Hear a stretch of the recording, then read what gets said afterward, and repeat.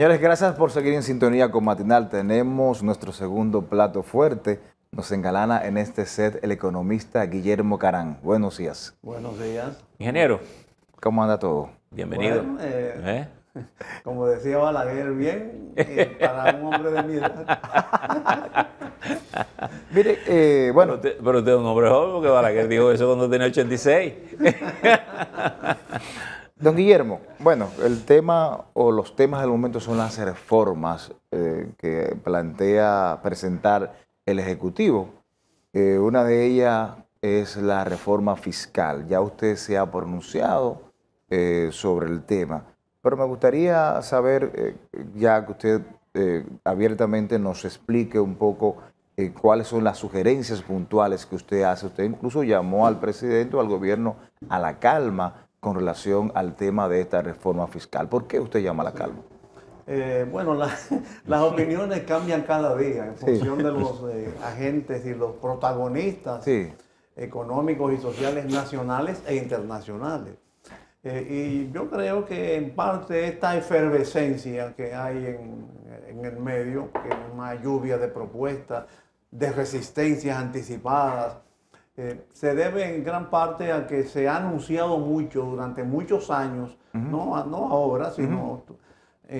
tú recuerdas que incluso en el primer periodo del presidente Abinader, él visitó a los líderes políticos, mandó 14 reformas al Consejo Económico y Social, y en la campaña eso fue un tema de importancia, las reformas. Entonces, esa sobreexpectación que se ha creado, yo creo que está dificultando un debate sereno sobre la reforma fiscal y sobre todo ante la falta de propuestas específicas, porque a todo esto el gobierno no ha hecho una propuesta formal de lo que tiene en mente. Entonces vienen las elucubraciones y las resistencias anticipadas, y pienso que en este momento puede ser que haya cambiado un poco mi opinión con relación a los momentos iniciales. Yo creo que el gobierno debería primero hacer ese llamado a la calma a los agentes económicos y a los agentes sociales del país y acabar de preparar la propuesta y presentarla. Incluso indagando, investigando y navegando, me llegué a un caso que me pareció muy interesante, que es la experiencia de Marruecos, que en lugar de proponer una ley de reforma fiscal con todas las dispositivos, está implementando una ley, un proceso de reforma fiscal, una ley marco de reforma fiscal que permite trazar unas pautas generales y que luego se puedan ir concretando en disposiciones específicas. Yo creo que eso es una experiencia que en este momento el gobierno debe ponderar. No podemos olvidar que la experiencia del 2020 que se sometió al Congreso un proyecto de reforma tributaria, no fiscal, y que provocó tal escarceo nacional que obligó al presidente Abinader a retirarlo. Entonces, pienso que en estos momentos esa podría ser una buena solución. Fíjate que ayer incluso el CONEP insistió formalmente en que quiere un pacto en el almuerzo del grupo de Corripio. Sí.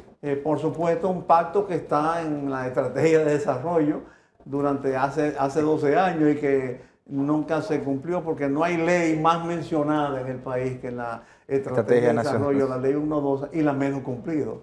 Exacto, porque todo el mundo la alega cuando se quiere apoyar en ella para pedir algo. Quizás hay una falla de origen porque en el fondo no trazó ninguna. Ingeniero, estrategia. a propósito que usted menciona Marruecos, yo creo que tal vez con la diferencia de que no había una ley marco, Balaguer en el pacto de la Unión, el pacto económico que hizo en el 90, que convocó al 90, de alguna manera eso fue lo que hizo, es decir, identificó lo que quería cambiar y lo fue cambiando.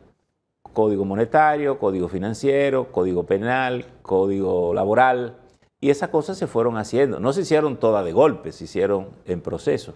Lo que usted está sugiriendo, bueno, sería convertir en ley esa identificación para ir viviendo los procesos. Da un espacio, en el sentido de que si hay algunas cosas que no salen bien, se pueden ajustar en el camino antes de dar el paso siguiente. Pero con su experiencia de Estado, la parte económica sobre todo, ¿qué tipo de reforma en el momento en que está el país atendiendo una cosa muy importante, el mundo exterior, que también nos mira con otros ojos y con otras perspectivas, el país tendría que hacer? Que pueda corregir problemas de equilibrio presupuestario, calidad del gasto, formalizar la economía e incorporar a la gente, en fin. Bueno, ¿Qué tipo de cosas podemos hacer? Ya, correcto. Hago mío tus palabras, todas. Bueno, sí. Pero hay un punto que yo quisiera resaltar en este momento, precisamente qué tipo de reforma. Que la reforma, hay que definir mucho los objetivos de la reforma, hay que no solamente buscarse en las medidas concretas de imponer tal impuesto, eliminar tal otro, reducir el gasto, etcétera. No, yo creo que hay que fijarse y definir bien los objetivos de esta reforma.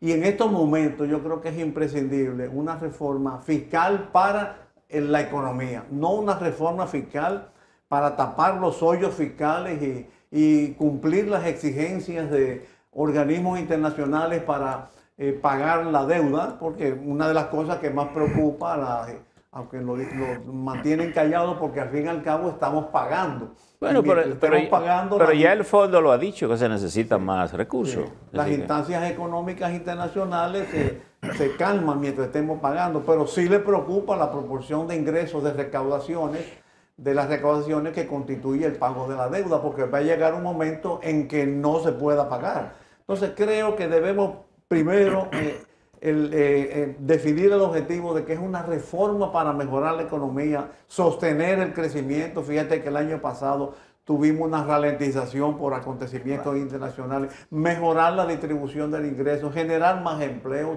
formalizar la economía, mejorar la productividad y la competencia, sobre todo en un mundo internacional. Y debo señalar que tenemos que refrescarnos mucho y hacer memoria. La mayoría de las reformas fiscales que se han hecho en este siglo han tenido como excusa el déficit fiscal, el hoyo fiscal, y han diseñado reformas para subsanar el déficit fiscal y eliminar la necesidad del endeudamiento. Pero por esa obsesión fiscal no se ha logrado esos objetivos. Bueno, pero el hoyo todos los días más grande y la deuda todos los días más grande. Porque o los objetivos o las propuestas no son ciertas o crean muchas expectativas y, por ejemplo, un burócrata dice, bueno, ahora que viene la reforma fiscal, vamos a aumentar los ingresos, podemos gastar más. Entonces, yo creo que ese tipo de elementos tenemos que tomar en cuenta en este momento y no repetir la mala experiencia ante las malas experiencias anteriores de concebir una reforma fiscal únicamente para tapar déficit fiscal y eliminar la presión del endeudamiento. Don Guillermo, esta propuesta de reforma fiscal debe ir acompañada con una propuesta de aumento salarial en todos los niveles. Bueno, las reformas fiscales, yo la definí y alguien tomó la expresión con mucha, pero no hay problema, el pensamiento es libre y no tiene precio, ¿no? Nadie tiene que pasar factura. Pero la reforma fiscal es la madre de todas las reformas, porque hay componentes, hay elementos que tienen que tomarse en cuenta. Por ejemplo, aquí el déficit fiscal tiene dos factores importantes que en cierta forma muchos han propuesto deben ser previamente corregidos. Primero, el déficit en el sector eléctrico y luego el tema de la recapitalización del Banco Central, que siempre se ha buscado soluciones fiscales. Yo creo que es hora de que se busquen soluciones no fiscales al déficit cuasi fiscal del Banco Central. Y en cierto sentido debe haber una política salarial más, a mi juicio, ¿no?, más que un aumento salarial, sino una política salarial que sea compatible con el fomento de la productividad y de la competitividad, una política salarial en la cual se estimule la competencia, se premie al que labore bien y se castigue al que no sea eficiente, Y eso sí tiene que ir acompañado al aumento salarial. También es criticable las mejoras salariales generalizadas, a mi juicio, porque premia por igual a los que han tenido buen desempeño con los que han tenido mal desempeño, y eso no estimula la productividad y la eficiencia laboral. Ingeniero, a propósito de definir los objetivos, los propósitos, el presidente ha sugerido, y de hecho ha tenido una comisión, con la idea de definir un poco la ruta que hay que seguir para duplicar el Producto Bruto Interno de República Dominicana al 2036. Estaríamos hablando de 12 años más o menos, ¿verdad? Un periodo de 12 años. ¿Eso es posible? Si uno lo mira en las perspectivas, ¿es posible? ¿Y cómo tendríamos que montar ese muñeco para caminar de manera consistente hacia ese propósito? Que incluye todo, incluye reforma fiscal, de dónde buscar los ingresos, incluiría resolver los 17 salarios mínimos que tiene esta economía para mejorar los poderes adquisitivos de la gente, en fin. Sí, yo creo que es posible, y cuidado si el presidente se quedó corto. Bueno, pero en estos casos es mejor quedarse corto. Claro, claro, sí, en cierta forma sí. Pero esta es una economía dinámica y pujante. Nosotros en 58 años de experiencia democrática, con 6 o 7 gobiernos, hemos crecido a veces a pesar de los gobiernos. Y eso significa que nuestra potencialidad es elevada, por un lado, y por supuesto depende de las actuaciones gubernamentales, si estimulan o frenan la economía. Y estamos en una posición geográfica internacional y política internacional favorable. Nosotros tenemos una estabilidad política, económica y social envidiable. Debemos preservarla, y con esa reforma fiscal o con las reformas en general debemos preservarnos. No, ahí sí diría yo, no podemos matar la gallina de los huevos de oro, que en muchos sectores, para oponerse a la eventual imposición de tributos, ahí están argumentando. No, nosotros lo que tenemos que preservar es nuestra estabilidad política, económica y social, que constituye... Bueno, eso es parte del capital. Claro, a mi juicio ese es el principal activo, y constituye un factor de atracción de inversiones y de inversiones nacionales. Con una confianza política, el inversionista invierte y atraemos, y sobre todo en el concierto internacional tan complejo que, por ejemplo, en estas líneas izquierdizantes que ha habido en Sudamérica, eso nos ha beneficiado, porque muchos inversionistas que tenían en mente esas naciones ahora miran hacia nosotros. Entonces yo creo que sí, nosotros podemos, el potencial económico dominicano es suficiente para alcanzar esa meta presidencial. Se ha hablado de, bueno, el gobierno, el ministro de Turismo firmó, y ayer creo que el presidente se refirió también al tema, al acuerdo de cielo abierto con Estados Unidos, que facilitaría el vuelo. Pero también el presidente ha declarado, incluso creo que hizo una declaración como de prioridad, estableció la idea de los microchips, atendiendo a los conflictos internacionales, Rusia, Ucrania, para abrir la posibilidad aquí de tipo zona franca, de desarrollar este tipo de actividad económica, lo que quiere decir que pudiera ser un buen potencial, y para eso obviamente la estabilidad económica y política es muy necesaria. Estoy de acuerdo. Yo creo que uno de los renglones que debemos explotar es la competitividad internacional que tiene nuestra geografía. Y eso es parte del cielo abierto, que desde hace años se viene planteando, se viene promoviendo, hasta cuando yo fui funcionario hace 30 y tantos años. Y los avances tecnológicos, es imprescindible que nos acomodemos a ello y no nos quedemos atrás. Así que yo estoy de acuerdo con usted. Usted viene de una escuela que era muy contraria a los préstamos. Sí. Balaguer era un hombre sumamente cuidadoso con eso. ¿Qué tendría que hacer el país en este proceso para no recurrir tanto a la política de endeudamiento? Porque al final tú pierdes capacidad de inversión, incluso porque todo lo que se coge prestado hay que pagarlo. Bueno, yo diría, fíjate, quizás voy a volver atrás. Estoy proponiendo una ley marco de reforma. Pero mientras tanto, y dadas las expectativas, nosotros tenemos que hacer algo a corto plazo. ¿Cómo qué cosa? Ahí voy. Nuestra legislación establece el presupuesto complementario. ¿Qué pienso yo que se puede hacer? Bueno, que a través del presupuesto complementario, que es una ley, se hagan algunas correcciones en los ingresos y en los gastos. Me parece que lo básico es reducir los gastos corrientes para poder cumplir las metas de inversión pública y cumplir los compromisos del endeudamiento, porque si queremos prescindir del endeudamiento, la mejor forma es, bueno, seguir cumpliendo los compromisos para no seguir pidiendo prestado. Ahora, para lograr esa meta, tú tendrías que reducir el gasto corriente aproximadamente en un 20% de los niveles que están hoy. Y quizás sea algo fuerte. ¿Es posible eso? No está contemplándose una posible contraparte de aumento de ingresos. Pero la meta sería, a mi juicio, la respuesta a tu pregunta es básicamente reducir el gasto corriente, no la inversión, no dejar de pagar la deuda en un orden de esa magnitud.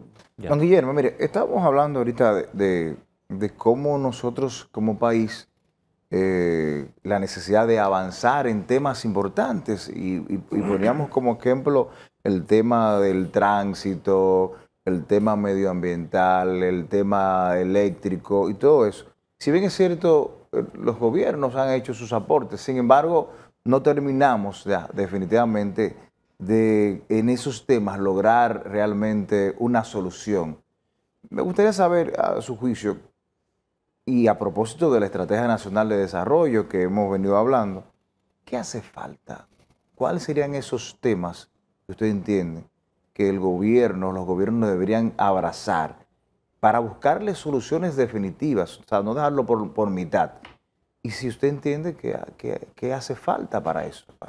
Voluntad política, espíritu de cooperación por parte de los agentes económicos, comprensión de que hay que corregir muchas cosas, modificar actitudes, por ejemplo, en el caso del transporte, dejar de plegarnos a los intereses, por ejemplo, en el caso del sector eléctrico, que hay un sistema de facturación que se pierde aproximadamente el 40% de los facturados, pero mientras tanto tenemos una estructura de fijación de precios basado regida por el precio del generador más caro. Ustedes recuerdan que cuando se decidió Punta Catalina, el gobierno de entonces argumentaba que tenía que generar barato para deprimir los precios, pero resulta que por el sistema de fijación de precios, Punta Catalina, en lugar de ser un depresor de precios, se ha sumado al sistema de fijación de precios y lo que ha aumentado sus ganancias, y lo publican. No soy yo el que dice que Punta Catalina está ganando mucho, son ellos mismos que se vanaglorian de que están bajando mucho.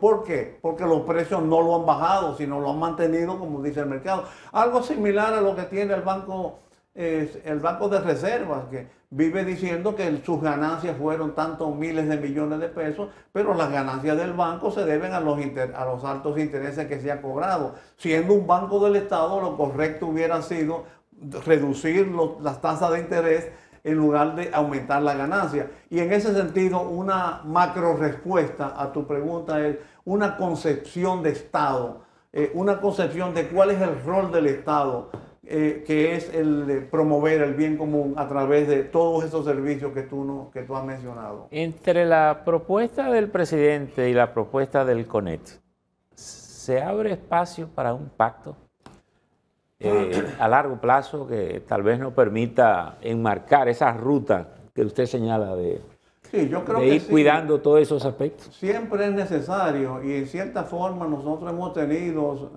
quizás no con una comprensividad como le está sugiriendo el CONET, pero la idea del pacto de nación ha provenido de muchos partidos políticos y dirigentes políticos.